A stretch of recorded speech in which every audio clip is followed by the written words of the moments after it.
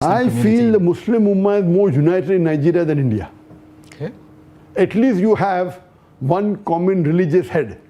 Like Sultan of Sokoto, he is the head of more than 100 million Muslims in Nigeria. Technically will be 131 million, but I don't want anyone to object.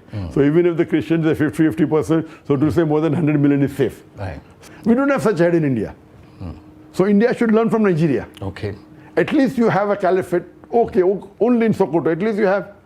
So there is some resemblance to Islam, what Islam says, which is not there in India.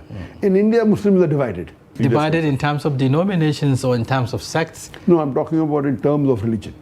They may be divided other ways, they may be divided in politics, they may be divided in business, that's different. Right. Correct? I'm talking about religion. That's First, at least they're united. At least they respect that one person is the religious leader. If not all, majority do that, and I've seen that. Okay. In India, in religion, they are divided. So there's no one leader even of a small percentage of the Muslim. Leave aside the whole of the Muslim Ummah. If the Muslim Ummah would have been divided in Nigeria, today Muslims are being persecuted by the new government.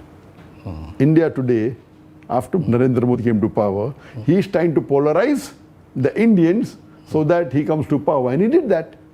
He killed thousands of Muslims in Gujarat and became the chief minister. Then he became the prime minister. So if the Muslims are united, this will not happen. Right.